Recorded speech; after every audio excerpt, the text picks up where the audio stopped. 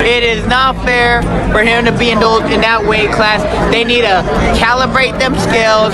We don't know how he makes those that weight, all stuff. There is some kind of trickery going on in boxing that nobody wants to talk about.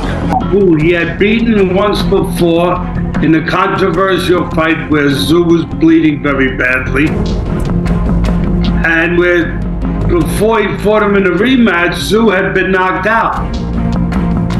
So he beats Tszyu, and then he beats, Thurman, who's been very inactive, moved up in weight, and was a huge underdog for those reasons. Do you want to be undisputed, or what's your ultimate goal in the ring? There was an idea of becoming undisputed at one time, but as of right now, it's so much politics. Look with the WBO. I was a very unified champion, but all these things that don't line up with us, you can't. It's a business as well. So if you're not gonna work with me, I can't really work with you either. So. Fight insiders are calling out Sebastian Fondora for using shady moves during his clash with Keith Thurman. Romero says Fondora shouldn't be in that division, hinting at secret tactics boxing rarely admits, now igniting fierce arguments throughout the sport. What do you think about the sustained beatings that he passes out? When he fights, it's the way he gets on top of people and just destroys them. Man, he over there trying to chop everybody's head off. I'm telling you like this, man. I sit there, man, I just look, I'm like, there's no way. Like, you gotta go over there and just like, boom, right on the top like that, right? Hope for the best,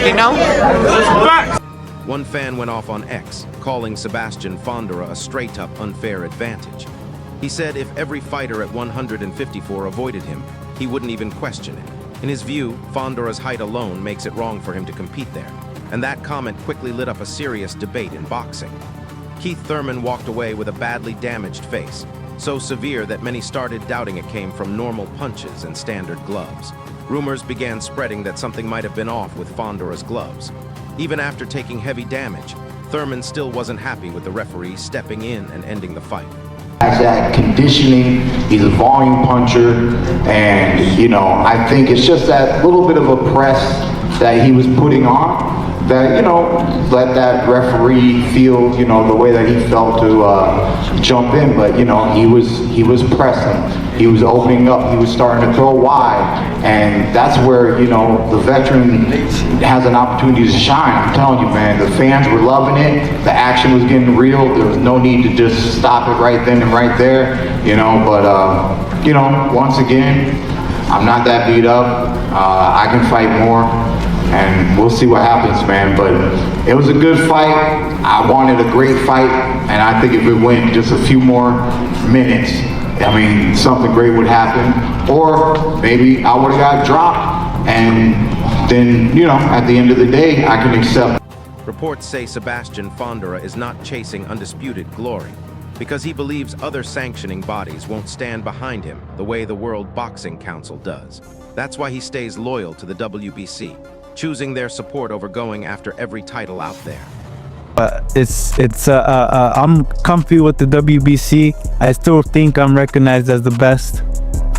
I think I'm the best. So, let's just make these. Another fan fired off on X, saying, yeah, this is real. He called him a hater, claiming that acting calm and speaking slow doesn't hide what he sees as fake behavior, and that only pushed the backlash even further in boxing circles. Meanwhile, Sebastian Fondora stood firm, saying his win came from non-stop hard work. He explained he'd been grinding since August, and that preparation is what helped him put on such a powerful performance in the ring against Keith Thurman. My performance, of course, I think it was a great performance.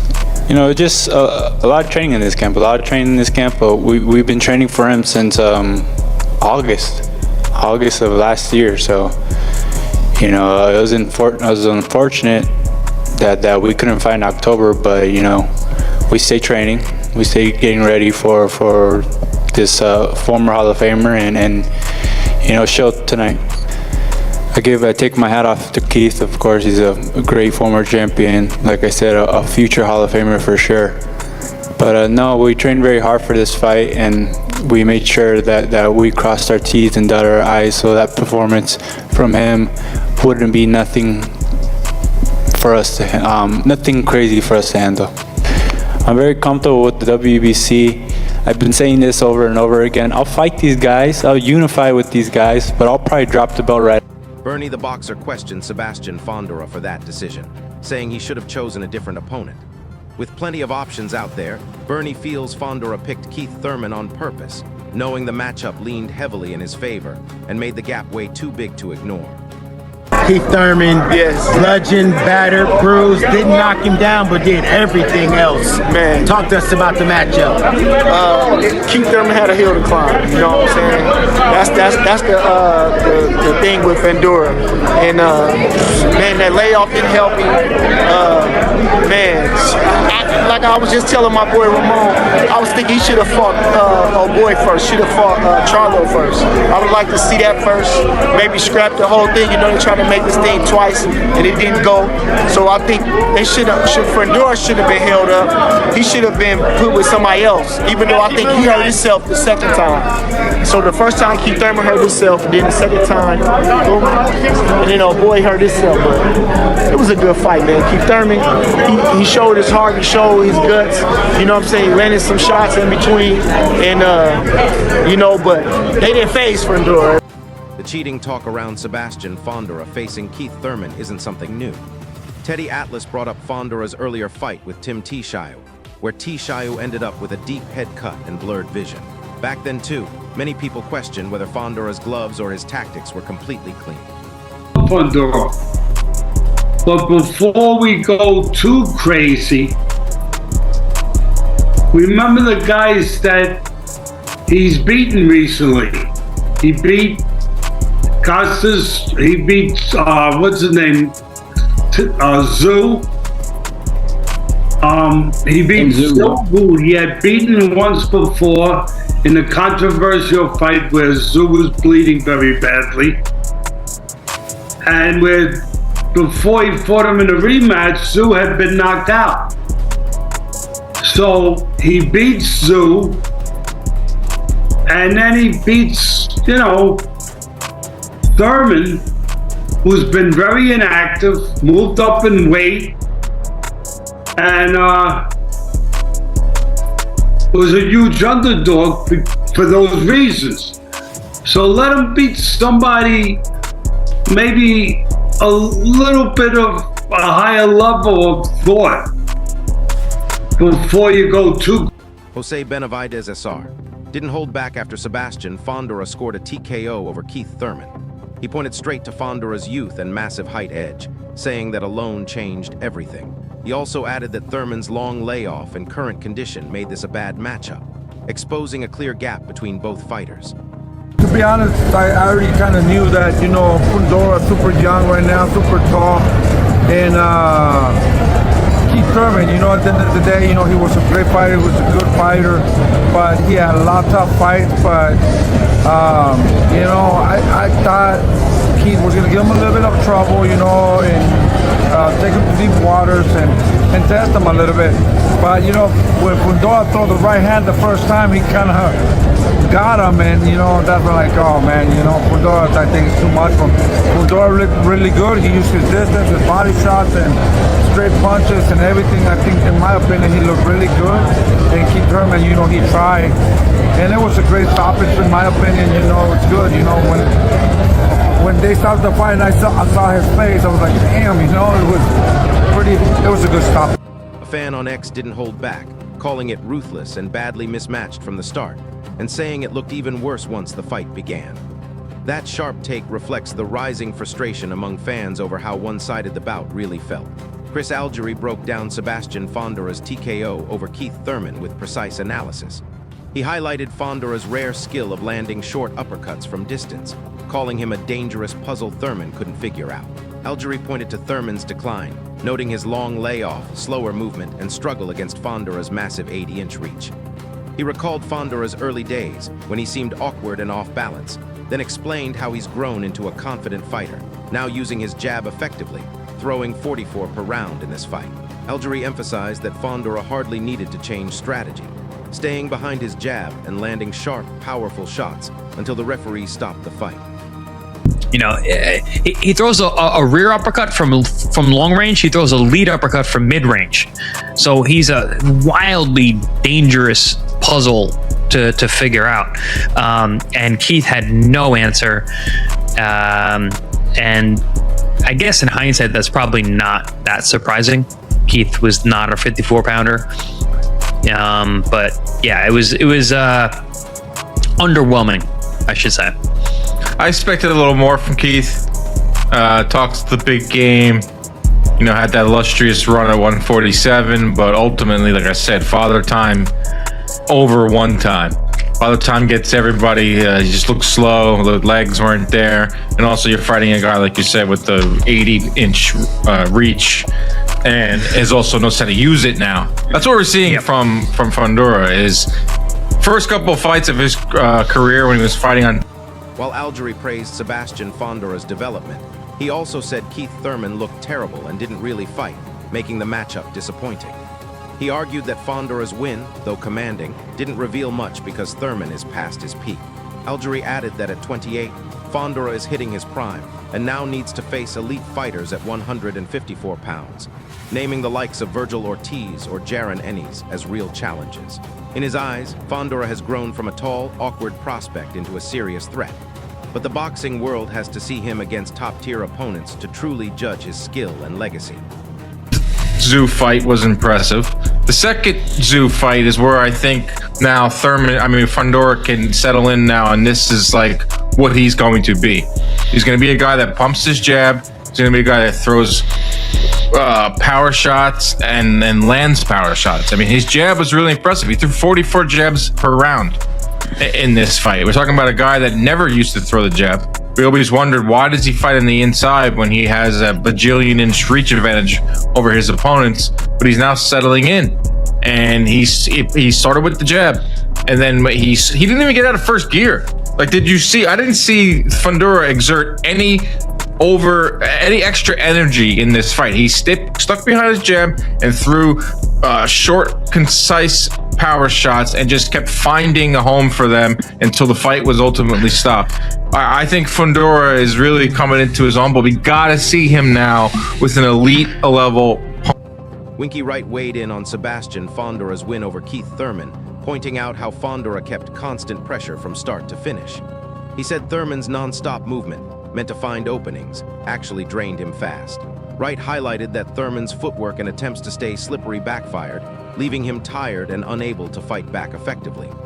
Fondora took advantage, staying aggressive, pushing Thurman onto the defensive and cutting off his chances to strike. According to Wright, the mix of Fondora's pressure and Thurman's overmovement set the fight's pace and caused Thurman to burn out early. It's part of the game, you know. Fondora's a tough person to fight, tall, rangy, tough, and he threw a lot of punches. And Keith had a little long layoff, and no excuse, man. He's just a tough fighter. He's just tough to beat, and then Keith had to do what he had to do. You know what I'm saying? Do you think was there any adjustments you feel that were lacking in there? Yeah, it was. I think he was doing too much movement. That's what got him kind of tired with his legs, and then he couldn't do the things that he wanted to do. But you know, Fundora was just trying to put the pressure on him. And like I said, it's been a while for Keith fighting, and then fighting somebody at that size. This is difficult. People can say what they want. You could do this, you could do that, but you ain't never fight nobody 6'6", 80-inch reach, you know, and love to fight. So Keith Thurman spent years chasing huge fights, especially a showdown with Tim Tszyu, but injuries kept getting in the way. He even flew to Australia to compete on a no-limit card, hoping to earn that shot, but it never came. Instead, he ended up facing Sebastian Fondora, a matchup that finally gave Thurman the high-profile fight he'd wanted, while giving Fondora the big-name opponent he was looking for. From the first bell, Thurman struggled with Fondora's massive reach and height, challenges impossible to mimic in sparring. Fondora pushed the action, controlling the pace, while Thurman tried different strategies but couldn't land anything significant. By the second round, Fondora's perfectly timed left hand buckled Thurman's knees, marking the start of one-sided control.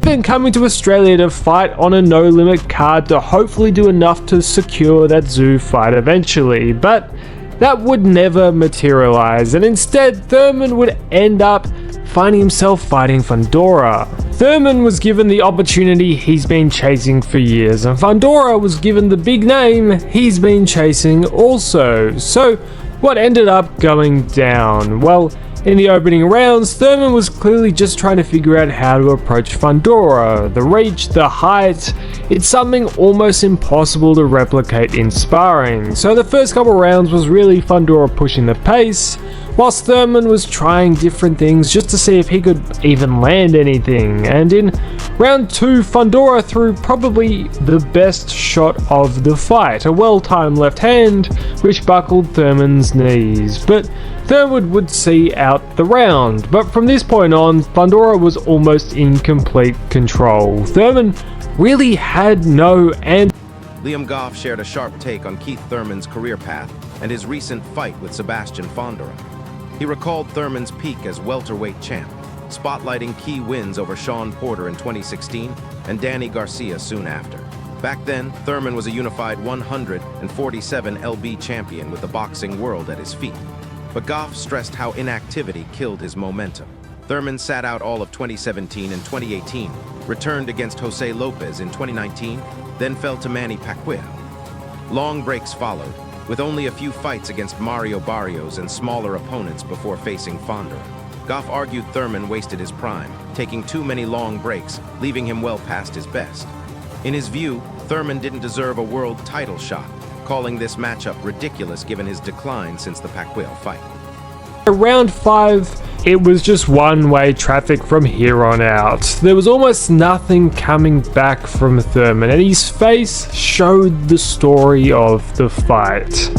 And in the next round, this pressure kept going. Fundora kept laying it on, pushing Thurman onto the back foot, which caused the referee to step in to stop the fight. He saw too much. Although Thurman was still moving, he wasn't really throwing anything back, and he was copping too much damage. It was common sense why the ref stepped in to stop it. But with this win, Fundora has cemented himself as one of the toughest champs at 154. The Fundora we saw against Mendoza is dead. He now really knows how to use his advantages beautifully. He didn't give Thurman space to breathe. He controlled that distance, laid it on him, and barely got hit. Watching Keith Thurman now, Liam Goff said it's tough because fans still remember how great he used to be. About Sebastian Fondora, Goff admitted he wasn't impressed early on, calling him a physical marvel but awkward in the ring. Yet he recognized Fondora has grown a lot, especially after the Tim Tszyu fights, and is now turning into a real threat. For Goff, the difference was clear. Thurman's wasted potential versus Fondora's rise. He concluded that Thurman's long layoffs made this fight unworthy. Meanwhile, Fondora's progress signals the start of a new era at 154 pounds. I love watching him.